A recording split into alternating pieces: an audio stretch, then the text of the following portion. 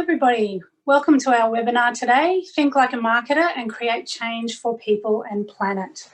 I'm Julia Carins, I'm one of the co-presenters today. Before we begin, I'll introduce you to the rest of the team working with us on the webinar today. We have Professor Sharyn Rundle-Thiele. Sharyn is the Founding Director of Social Marketing at Griffith and a change maker extraordinaire. Sharyn's worked across many health, social and environmental issues, and some might say she's given almost everything a go, but she approaches every new project with such heart and energy, and the programs and outcomes that are achieved is what makes her a truly remarkable change agent. My name is Julia Carins. I'm a senior researcher in social marketing at Griffith. I predominantly focus on health and wellbeing, especially all things food. I like to unpack the issues and understand how to help people and change the things around them to affect greater change. And that's what makes me truly smile. We also have Brooklyn Downs in the background here giving us some tech help today. Brooklyn is our marketing and events officer, who is not only a whiz at her job, but she's passionate about sharing the voices of marginalised communities to affect change. Now, before we begin, next slide, please.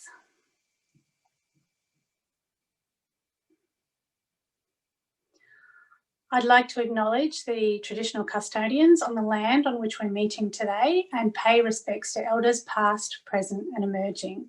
I'd also like to extend that respect to all Aboriginal and Torres Strait Islander people. Thank you.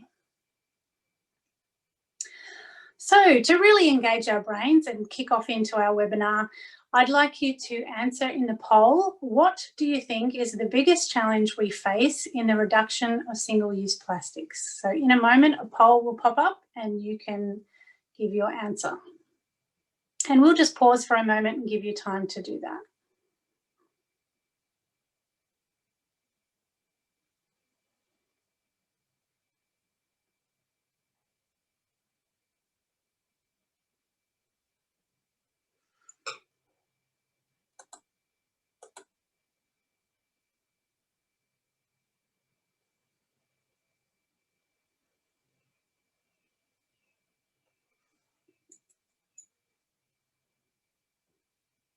Okay, I think we've had a little bit of difficulty. Oh, there it is.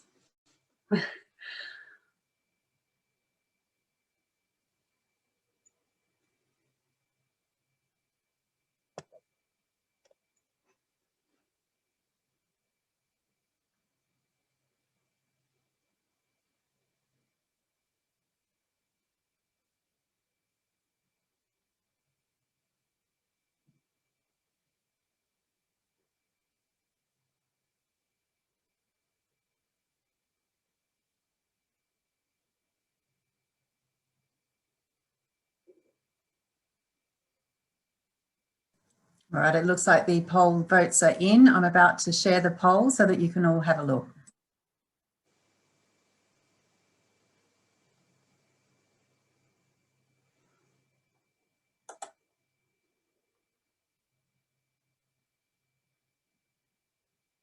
There we go. So 60% of you stated that people's willingness to reduce waste was a key issue or a key challenge.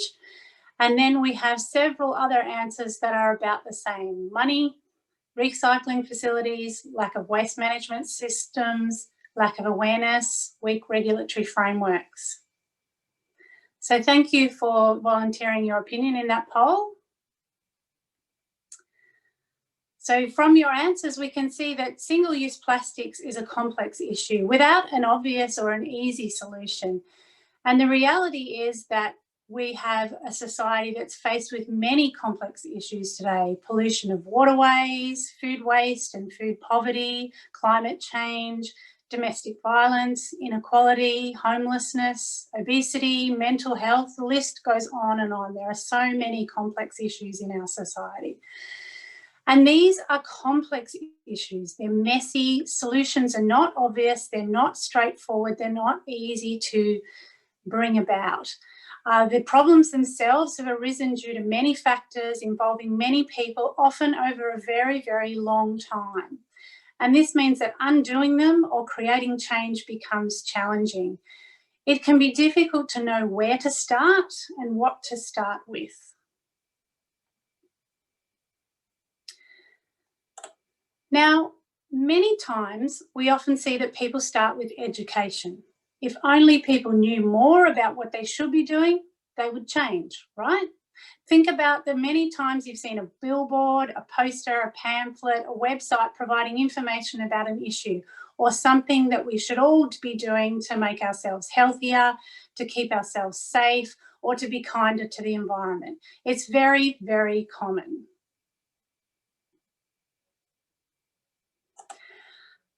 However, while it is important for people to know what they should do or what they could do, more is needed. Research has shown that education campaigns change the behaviour of only 8% of the population. That's right, only 8%. Which then leaves us with a very big question. What about the others, the other 92%? What can we do as change makers to create more change within this larger group?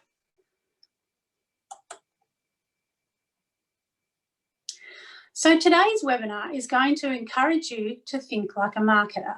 But first, tell us what you think marketing is. If you'd like to take a moment so you can pop your thoughts in the chat box, we'll come back and talk about that in a moment.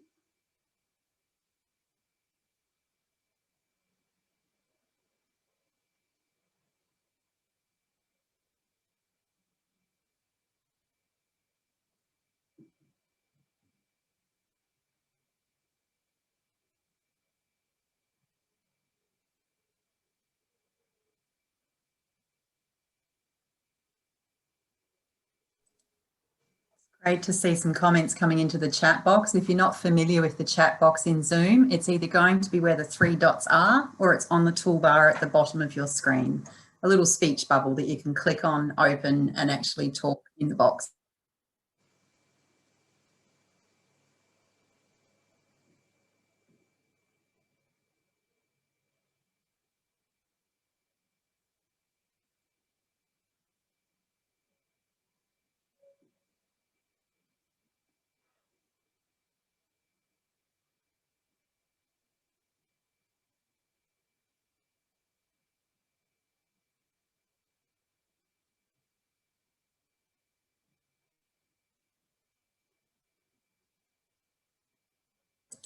I'm enjoying seeing the many facets of marketing coming through, from communicating and telling people about something that's available for sale, from learning about what people think in order to actually get it right in the first place, selling, so then creating the product or the service and actually getting it out to people in a way that they might actually engage with it. So it's great to see people's understanding and awareness of some of the many facets of what marketing is. Thank you, Sharyn. So marketing is solutions focused, and we've seen some of that coming through in the chat box. It strives to understand what people need or want. It creates alternatives to meet those needs and wants, and it ensures that it's easy to get or use those alternatives, that the costs involved are competitive, and it ensures those alternatives spring to mind often first and that you think of them fondly. Marketing entices and then it delivers. And marketing has, for a long time, been creating a wonderful life for many people. Innovative new products and services are used all around the world to make life easier and more enjoyable, and marketing has played a major role in that. In fact, commercial marketing has become so good at what it does, our whole society is now faced with issues of overconsumption and waste. So where does marketing fit in the behaviour change space? So we mentioned education already. That helps a small group that are already keen and just need to be shown what to do. But then marketing can help a much larger group of people in the middle. Marketing can help people to change by giving them new alternatives that are easy, that are fun, and that are popular. It allows them to try a new product or a service, try it again, and then integrate it into their everyday lives. But there are some people who will never change, who are not at all keen to change, who are very resistant to change. And that's where the law can be useful. These people are made to change out of fear of receiving a penalty. And if we think about that behaviour trilogy in a little more detail, education works with those who are motivated. It reminds them to act, it reminds them what to do, it reinforces their motivation. But this group is already won over, and some of them are probably already doing what you want them to do. Marketing can work with those who are less motivated or perhaps even a little indifferent. It can create new opportunities, it can create and reinforce motivation, and it can help those who are preferring other things and need to be enticed to think about your option, who haven't thought about it at all, or it may not be a high priority for them. They may be in a groove, a strong routine, and just mindlessly following that routine every day, or they're not attracted yet to your offerings. And then law is for those people who may never be won over. It removes the other options around them and creates a motivation to obey or to fit with the last thing that they would really prefer to do, perhaps.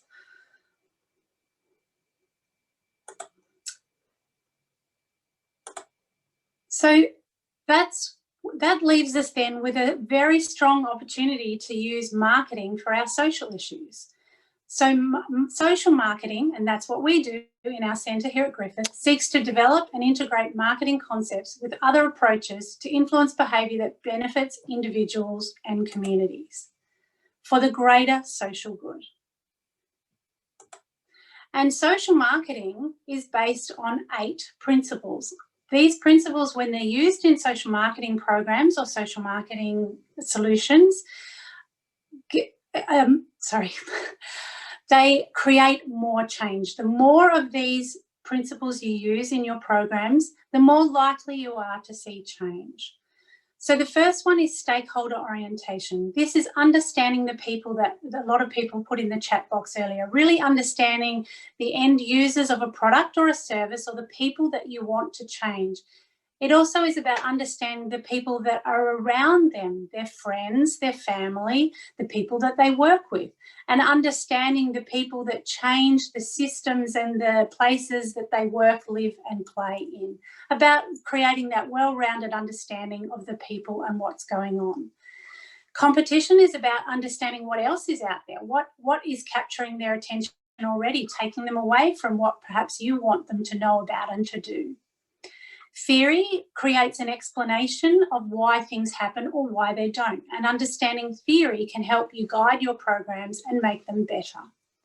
Segmentation is about recognising there's different groups with different needs. One solution may not fit this group, but it may be exactly the right thing for another group. One size doesn't fit all, and you need potentially a range of solutions. Insight is that moment when you have reflected on everything you know, and now you feel that you have some key pieces of information that are going to help you act and build a program. Then a social marketing mix becomes the foundation for your program. The products, the services, the alternatives, how people can access it, the places that you will put those things, the price that is involved in them becoming involved with your solution, and how you can start to talk about that in a way that's going to attract attention and keep attention. Exchange is the moment where people engage with your program and actually use the things and change their behaviour. It's a key part of social marketing. And then behaviour change is the thing that happens at the very end. It's what we seek to change. Here at Social Marketing, we use the CBE framework to incorporate these principles into our programs. The C part is the co-create part, when you're gathering all of that information and working with the users and the people that are involved in the issue to create a program. Then you build the program, get all the pieces together, work with the stakeholders and the partners to make a program before you put it into market, and engage is the moment in time that the people will engage with your program and actually get something they want while you get something what you want. And that is when the behaviour change occurs. Now, Sharyn is going to take you through a case study to show you how CBE works and how you can build all of those things into your programs. Thank you. Thanks, Julia. Thanks for giving us a great start. So welcome, friends. It's really great to have some of you in the room, and I can see many names of people I know and I've worked with. So wonderful to see some of you actually here today. I'm going to share with you our latest pilot, which is only 2 weeks in, and it has another 4 weeks to run. So I'm going to showcase how the CBE framework is actually applied, and we're going to use the case study of the Leaf Collective. So the web address is there. You're very welcome to type that in as you sit and watch today, because you can pretty much explore and follow some of the live as it happens stuff while I actually talk it through. We also have a social media channel, so Leaf Collective ACT on Facebook. If you happen to be someone who actually uses Facebook, you'd be very welcome to also check that out, because you'll see a few, but I'll share a lot of that as we talk through today. So a long time ago, a few people sort of pestered me, and what they wanted was a roadmap. How does someone apply marketing? What do you do? And I learned very quickly that marketing is a difficult concept, and it's quite difficult to see and touch and feel.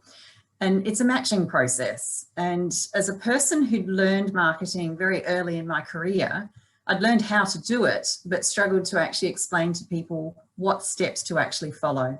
And so CBE is the outcome of years of work of a team in the centre who started to figure out the sequence and the process. And so what we love to do is showcase with you a first-time program creation. Now, this doesn't mean for a minute that you can't apply this continually to ongoing programs.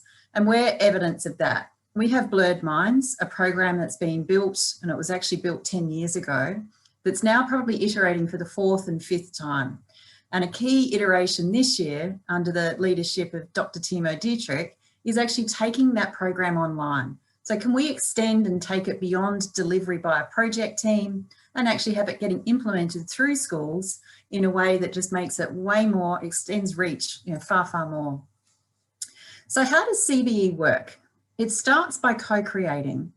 And a really big part of our practice is that we don't anticipate what people think, know, or want to experience.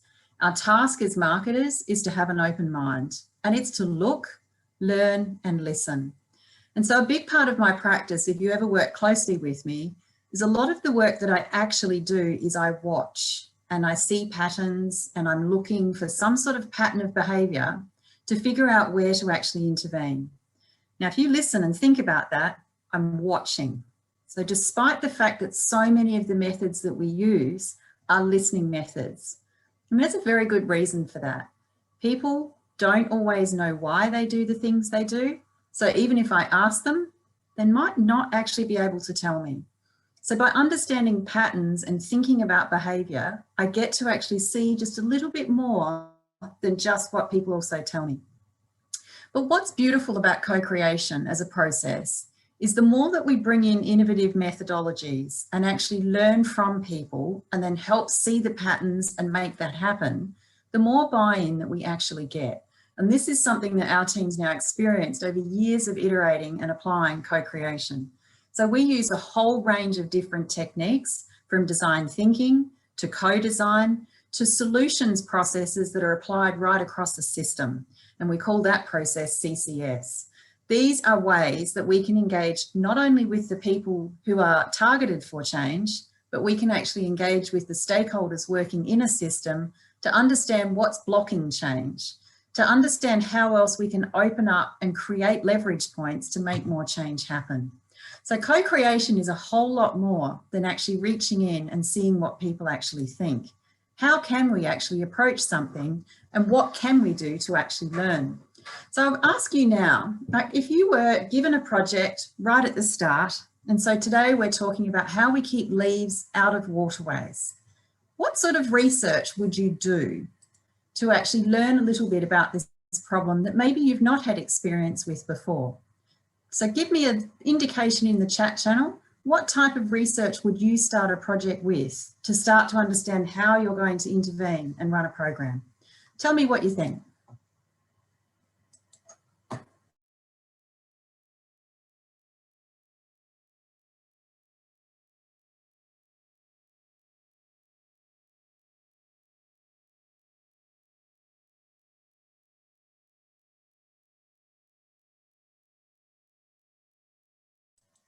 Someone asked a very good question, and I think this gets at the heart of doing social change. Who said it's a problem in the first place?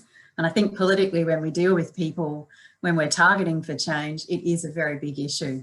So I've got some comments coming in. Louisa says she'd go and actually see the place. Very useful.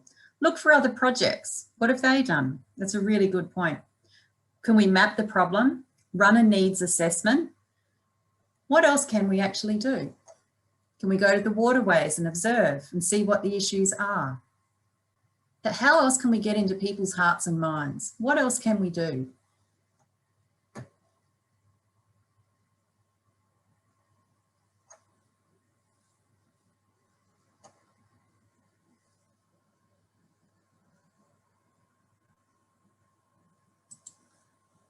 So it's great to see the points actually coming through.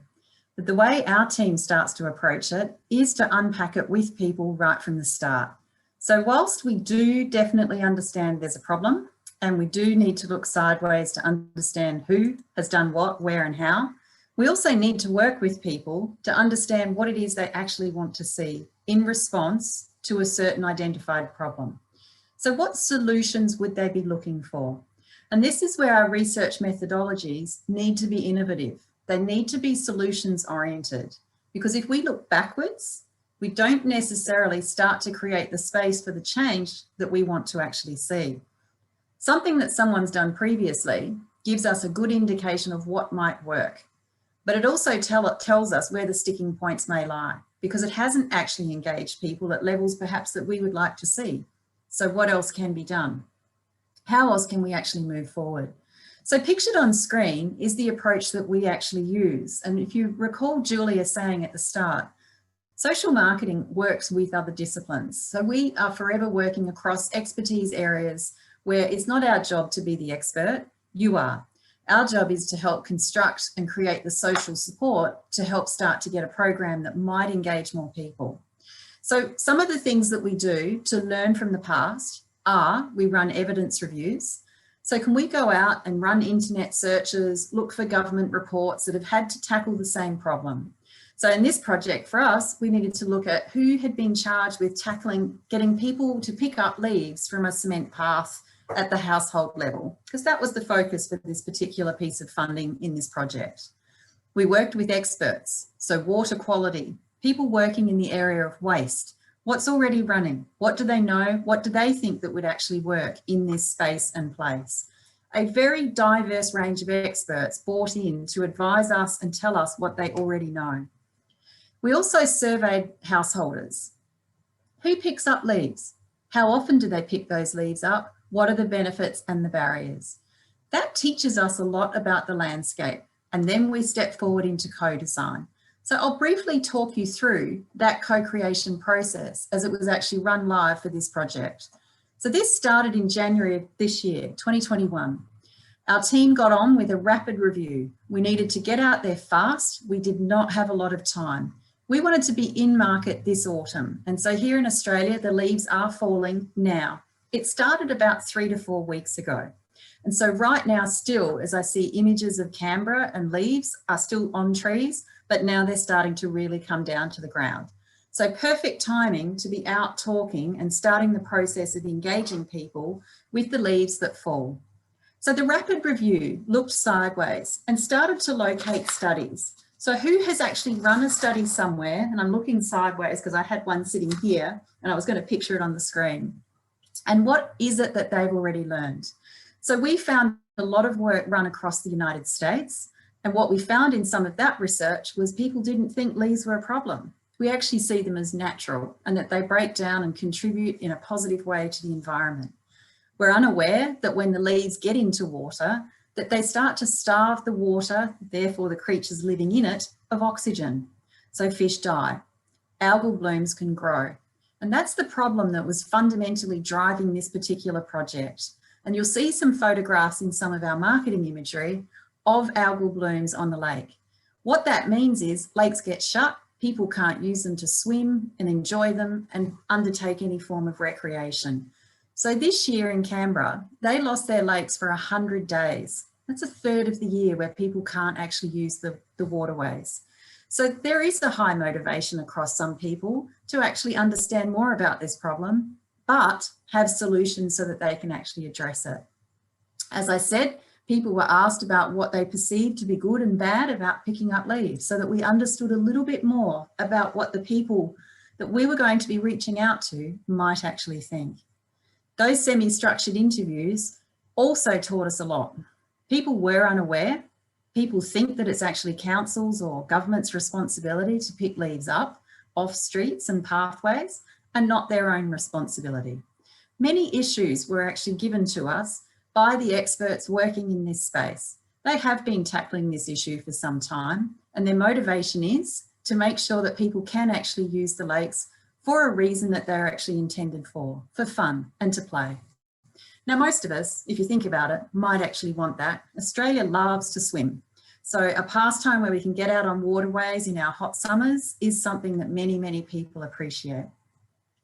So we'd learned a lot. We'd learned about approaches and ways that people had been engaged across other programs to actually understand a lot about the different types of techniques. Pictured here on screen are just a few. And what you can see in that top corner is the social marketing benchmark that is actually starting to be evidenced across the work that we actually do. Those rapid reviews and expert assessments help us to uncover programs and other ways that have been run in the past to understand what might be possible, practical and useful to actually generate the intended change, which in our case is getting more households to pick up leaves from streets and paths out the front of their actual home. So ideas that were communicated were concepts like adopt a drain. And some of these programs might have had stencils put onto drains or signs in front of areas of activity, demonstrating people's commitment to make a difference. Infrastructure like leaf cages and green bins are also indicated as things that can help. When households have a green bin, they can pick up any of their natural waste. It could be lawn clippings, food waste, and also leaves, and pop them in the green bin. That goes straight to an actual government facility for recycling. There was also other ideas from community stewards, so leaders in local areas that are happy to actually engage with other people and show them what to do. So all of these ideas were taken forward for testing. What do people actually think? And this is where we use co-design. People are asked about all of those ideas that we had and we warm them up. We call it sensitization. They come in, we've given them exposure to many different things that we've found and are known to be effective elsewhere. And we simply start the sessions by saying, what do you like and dislike about each of these ideas? People can either work on their own or in small groups, providing feedback, and they serially work their way through each of these ideas. So up to 10 are given at the start of the session. But essentially, all that's trying to do is warm people up. What do they like? What don't they like? But to get them thinking. And then we take them forward to this point. We put them into small teams of 3 to 4 people. We challenge that group to actually come up with a program that would work for them and other people like them. So this allows the small team to actually think about their house, maybe their friends, their family, and what people would actually like. Now, pictured here on screen is what technology that we now use to run the online co-design sessions, where we've actually put it up in Padlet, and people can actually sit there together in a live session and put the ideas onto screen together in real time. So this is the outcome of one small team's work. They spend about a half an hour discussing, talking, and with facilitators guiding the conversation, get to the end point where by the end of that 30 minutes, they're ready to pitch their idea and present it to other groups who are participating in the wider session. They come out, we film them as they present it so that we get more of the words behind the ideas that are actually written onto a sheet for us. So co-design gives us many ideas that have come through from many small teams. And in this particular project, we had 30 people who reside in Canberra with a home, with a big garden, who came together to help us understand what a program could actually look like. And to show you how we bring that findings together, I've got here, and it's very messy because this is just my own Excel sheet where I sat down and started to analyse all of that data. This is how we actually find what people actually want. Now, any idea expressed by a team is going to be a good idea, but we all have a budget, we all have limited time, and we have to make decisions. Where do we start? We were starting from nowhere, so a program that we were building from scratch. So that made me set a benchmark. If it wasn't above 50% consensus, well then for now, It's not that it's a bad idea, we're just going to hold it to one side. A couple of other ideas had high consensus, but we didn't have enough run time and planning time to take them on board. So a specific example was everybody wanted the involvement of schools. So could we put them into competitions or run events through the schools to actually bring more people forward with us? Fantastic idea, but that one takes a bit of time, and we probably need to build that with schools too. What's in it for them? Why would they join us to help this effort to actually make the change happen and the outcome we want to see? So clear ideas, I'm just going to talk through a couple here that people expressed across the co-design that were consistent with what experts had told us. So we knew the experts would support it too, and we'd seen it work elsewhere, were ideas like this. People wanted to be told about the problem. They needed to know that leaves, whilst they're natural, when they get into waterways, they are doing harm. So tell us, give us quantities, give us figures, and give us facts. So part of our work at the moment in the ongoing trial is that we're working with one of the experts at the University of Canberra who'll be delivering to us the facts and the figures that we can actually bring forward into the ongoing campaigning. They asked us to give them incentives. So make it fun, or give us some vouchers, or just, give us a good reason why. So people do still love a free something or a discount or just something to try and help make them act. And of course, there was a whole lot more that they'd actually told us. So you can see how we get the competitive ideas from elsewhere, how we take them forward into co-design, and how that gives us the final solution that we then need to try and build for the people that we have actually worked with so far. So key insights for our team in this project were that leaves are doing harm. So people had actually viewed them as not being part of the problem. We knew we needed to help fix that. Some people in Canberra are very proud of where they live. It's a pretty natural area with a lot of trees. So they love that, and there's an element of celebrating that local environment and making sure people continue to love their trees, but also making sure that we actually work with the people who love to make their houses look tidy. So can we now work with them and actually help them by understanding we could grab more of that brown matter, save it, store it, and keep composting to realise the true value of leaves. If they break down in the places that they've grown, you create a very nice, healthy soil structure that continues to thrive and survive. The incentives we've spoken about, people really wanted them. And the final very clear insight for us that very much drove what the program became came from both the evidence review, the experts, and was completely supported in co-design. Create partnerships, work with people who are already on ground, build from areas of strength. So we had to spend a lot of time from here starting to learn who was working in Canberra in a way that was related to what we wanted to do. But this had worked previously in other areas. There are a lot of community groups who are already doing great work to support our environment. So how much more can we work with them and support them to do what we needed to do? Now, if you haven't actually used this across your program, I strongly recommend it. The theory of change is a great way to break things apart and to help people see components, and then to also help people understand which areas of activity are ultimately contributing to the very change that you want to actually see. So by starting to show people the sequence and the structure, setting goals around what it is that we're meant to actually reach in order to prove success are things that are needed to help organise an effort. So when you're managing teams to actually get to an end goal, the more this can happen, the easier it is for people to start to understand how the sets of activities they are doing are contributing to the main outcome.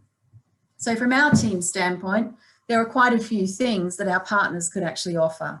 These things, if people adopt them, are services. They could be products for composting, green bins, all are supporting more leaves getting picked up. So the more we can get the people we're trying to reach to do that, the better the outcome we will get. That is, less leaves ending up in the Canberra waterways. So we know what we need to do. Now we need time to actually get it together and get it organised.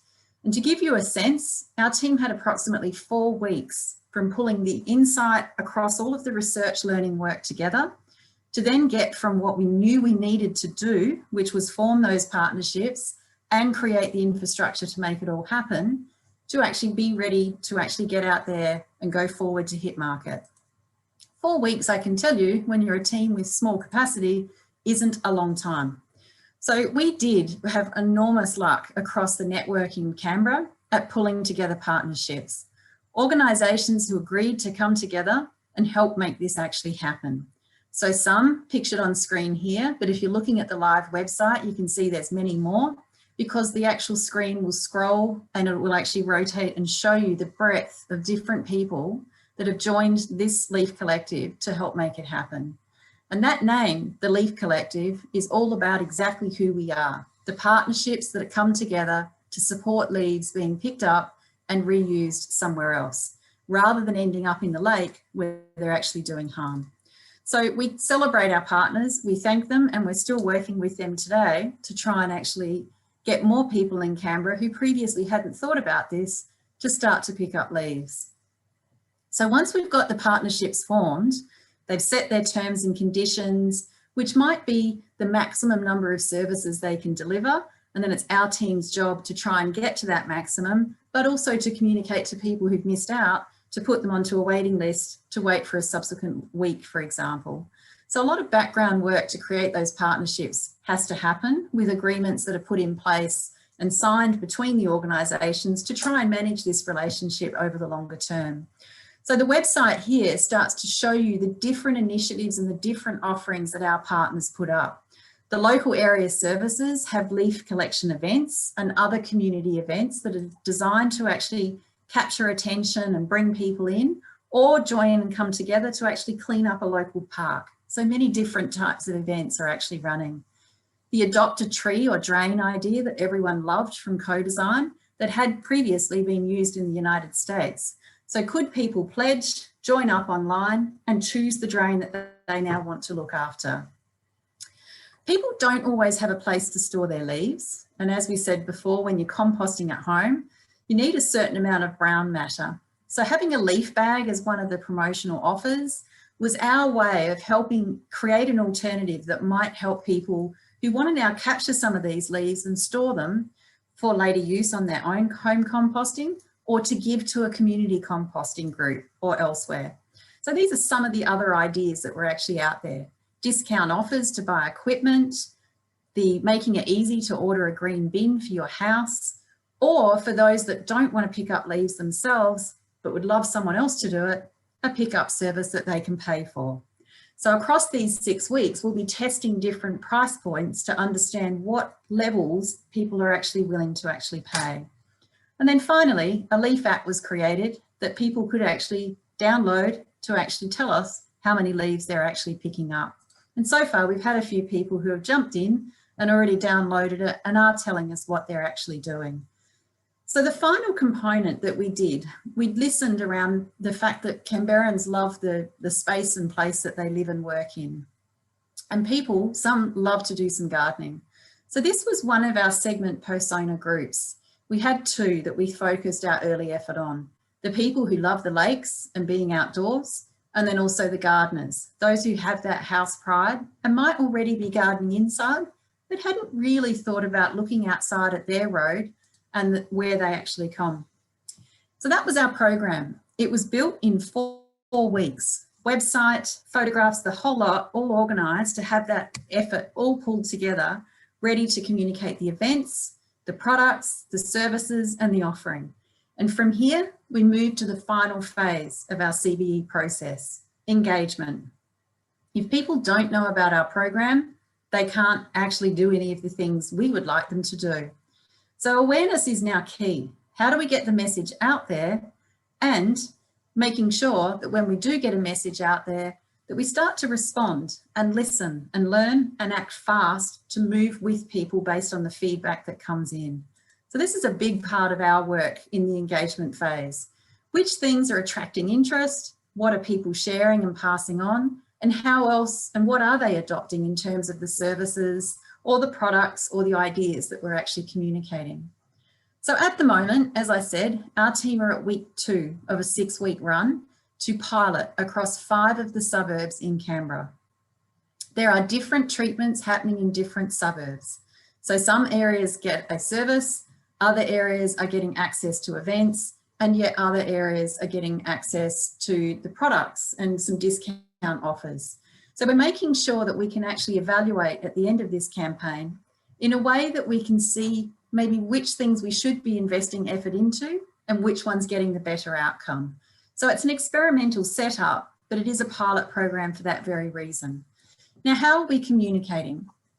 Because it's a pilot, we're not out there in the mass media. So there's no TVs and radio, billboards and posters. We are working direct to consumer. So we have household flyers, so things put in letterboxes for the targeted households in those suburbs. And we've got social media advertising. So talking to people with very direct actions that we want them to take. So each flyer communicates a clear call to action and tries to engage people into an act. And you can see some of the social media pictured here on screen. So starting to roll out across the weeks to come, and has already been rolling out for 2 weeks now, across all of the different services, products and ideas. So our team are out there in market, along with the partners that we're working with, communicating about all of the events, the products and the services. And you can see pictured to the left here, the element of that flyer. So this is one example where one region gets the leaf drop-off card.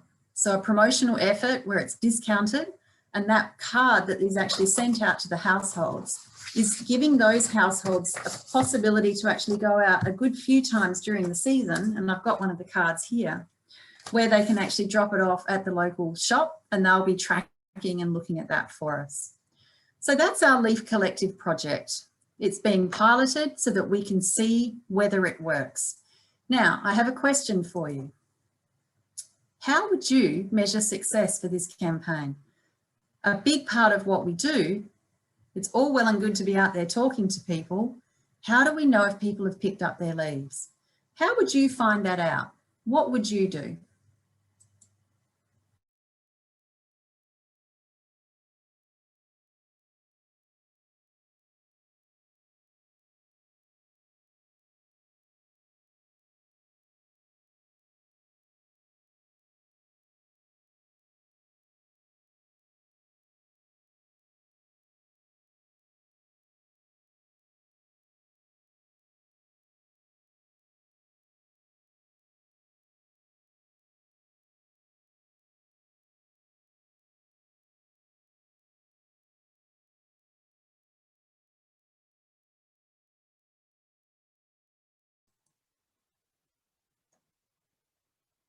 We rightly have someone coming in saying short and long-term indicators. And it is important to watch what's already happening as it starts to unfold. Does it work over the longer term? Can we take a picture? I love that one. Like seeing what people do, getting that uploaded and capturing it would be an amazing way of getting some feedback. What have we got at the start? So if we, for example, looked at and measured what's already on paths and roads and started to track that, a good way of starting to assess what goes on. There's comments in the channel, the app is a great idea, and measuring effort. So how many are actually getting picked up at the cleanup events? There is so many ways that we can actually measure success. And we'll talk about that final phase as we come through, because for us, there's no point just reaching out and engaging if we're not actually getting the outcomes that we actually want to see. So already, in terms of going back to the point around short-term participation and what's actually kicking in, it's really important that we start to track who's opting in, what are they looking at, where do they go, and what do they do. So this is the team's live reporting happening each week as we start to measure and monitor and look at what we do. With more resourcing, we'd be on this every day, knowing exactly which posts are happening and what else is going on where. So not only is it important to understand the visitation and how long they spend on the sites and where they go, it's understanding which ones are actually engaging them. Because this already points to what it is that we should be communicating in the social media channels. Getting involved is clearly winning through in terms of the different ways that people can get involved, but you can start to break that down for where people have gone next. Are they contacting us to order a leaf bag? Are they coming in to ask questions to us? Have they adopted a tree or a drain? So these are all the bits of data that we will start to have feeding through in the background, and we'll gradually get to see which drains and which trees are being adopted. So many different ways of tracking progress during the actual project so that we can watch what's happening. We're also doing this right across the social media channel and starting to look at not only the reach, but who's engaging where and how. So once they're starting to click out of the Facebook site, the website's tracking where they're actually coming in next. So again, the team's way of watching in the week before we kicked off formally and from when we started running our paid advertising to grab attention. So what is working well is where the effort will continue to go next. So you can see the beginnings of our framework coming through in terms of how we start to assess and measure what's actually happening. So reach is incredibly important. If people aren't aware, they can't act. So understanding a lot from a process, the internal measures that you've got, is a great way of tracking what's actually going on. But from our standpoint, behaviour change is the ultimate goal. So understanding the actual behavioural asks, and if you went back to that theory of change slide, understanding there's key short-term outcomes we're chasing here. Can we get 200 bags delivered? And I do know some have been, I just didn't know the exact number to pop it into today's presentation. The survey app, the fact that days and days ago, there was already one leaf pickup reported. So a short-term measure of true outcome success. Ultimately though, it would be the water quality that would become the true long-term measure of our success in this project. Who's ordering what, where, and making sure that we're keeping track of our actual measures for the program and what we're doing. And then importantly, running an observational or a survey study, and ideally both, because we want to understand what people felt about the campaign and whether they'd heard about it and how. And if they self-report pickups, that's good, but the observational work would be even better. So looking at an area and a space and understanding what had been picked up. Is it cleaner? Can we see that some areas are starting to change as a result of the program effort that's underway? So are those leaf pickup events achieving what they should be doing? Are they helping people come away and do something else? So evaluation itself can be an expense, and it's one of the things that we love to let go. Yet it truly is the one thing that in the longer term for any project team helps us to get our work supported by funders more.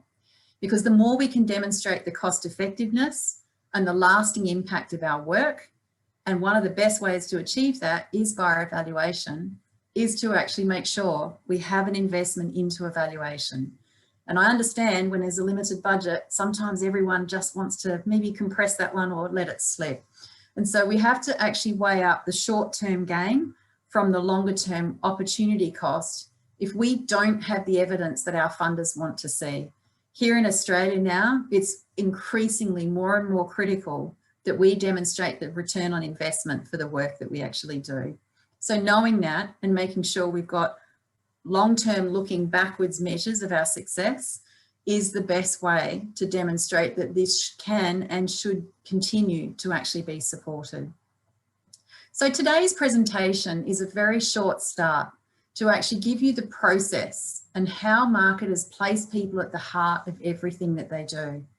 By co-designing a solution that people wanted to see, we've already demonstrated how we can actually engage people fast. So within a very short space of time, and remember, this comes from a base of 0. This is the level of reach and effort that's already taken place in just under 2 weeks. So by the time we look at some data from next week, we will start to see more behavioural things starting to come through. By week 6, it will be more again.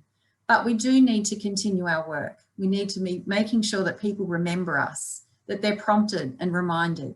The more they see us, the more likely over time, assuming they like what we do, the more likely they will be to act. So that understanding drives a lot of what we actually do.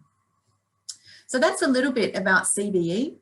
It is also a little bit about how benchmark principles, so those 8 things that a marketer does, are applied across the work that we do. By making sure there's services and product offerings, we create an environment that can support people to do the behavioural ask we want them to do. Now in Canberra, that could be many different things. using the green bin to pick leaves up and put them into it is pulling them out of streets and back into a composting system. People can choose to actually compost leaves on their own home. So there are so many different ways that we had set up here through different behaviours to achieve the end goal. And we're currently testing which ones people like the most.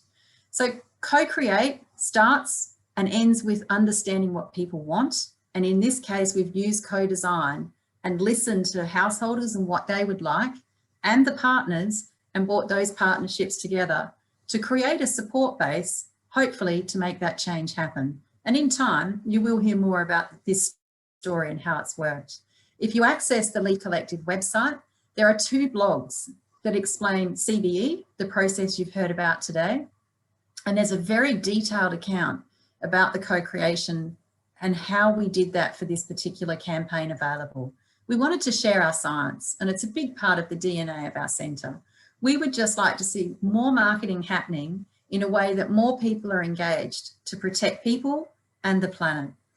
So before we finish, I just want to put your attention to the Social Marketing at Griffith calendar, which outlines a series of events. We frequently run things like this, the free webinars, giving you a chance to come in and learn a little. If you want more deeper learning, that's available too. And there's online masterclasses that we facilitate and run in person. And there's also training that's run digitally now so that you can actually do it in your own time, accessing the content when you please. We also do training specifically for organisations. So don't hesitate to reach out to us. If there are a few pieces of the puzzle that you think your staff could actually get stronger with, we would be very happy to actually help. But for now, on behalf of Julia and I want to say thank you for coming in today and sharing some time with us. We're going to invite you now to ask any questions that you may have, and it's over to you. Otherwise, thank you very much for coming. And those questions you can either unmute or pop into the chat channel and we'll answer for you. Thanks again.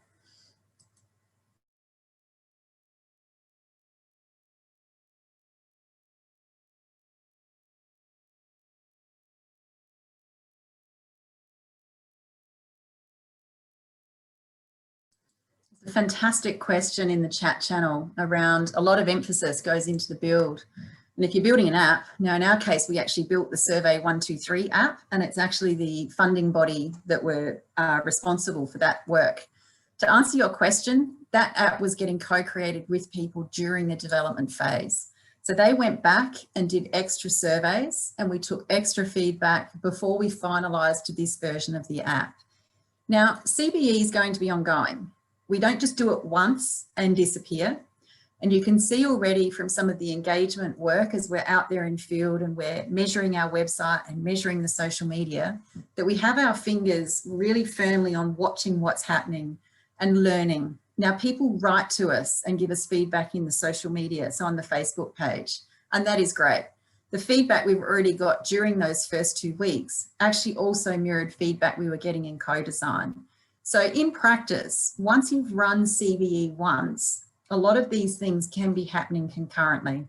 That would come down to how big your team is, who you have on and what's funded to be done, but it's an iterative process that continues. During engagement, you're already starting evaluation, but at the end of the process, you do have a moment to stop and think. As you reset budgets, do you need to go back and co-design a few other elements? Is there something missing that you haven't quite hit? So that's one way we apply it continually across the lifespans. And going back to some of our other versions, we could show you how we've iteratively started to run CBE across those 8 benchmarks to actually be applying not only the strategy of marketing, but the tactics too.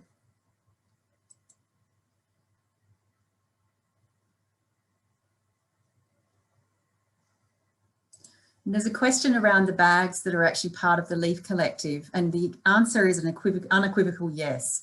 Across any of the elements being tested, there is a plan to actually roll this out citywide and to actually be starting to embed components of the program across the region that work.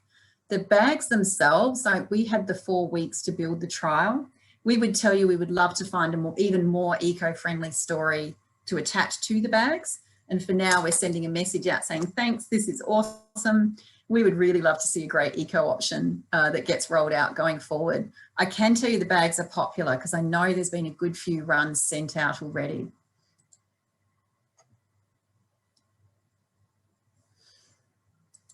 There's a question for the blog, and I'm more than happy to unshare and to just disconnect the presentation here, and I'll pop the blog into the chat channel for you. So just give me a moment and you'll see me stopping the share, but that doesn't mean that you're not welcome to ask a few extra questions.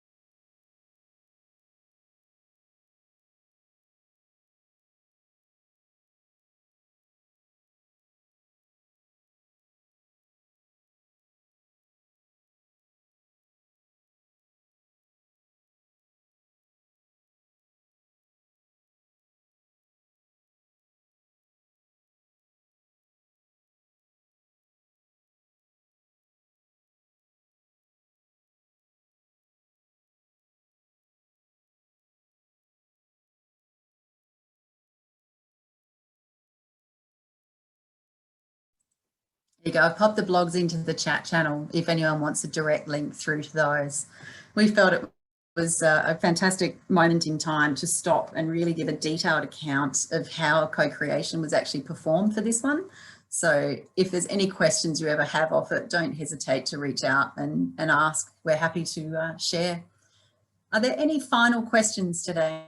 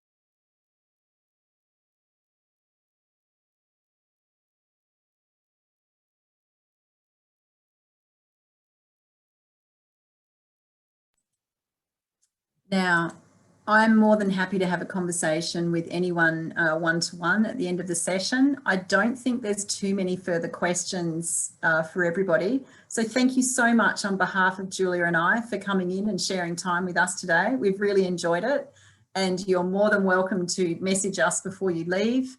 But on behalf of us, goodbye. Thanks again.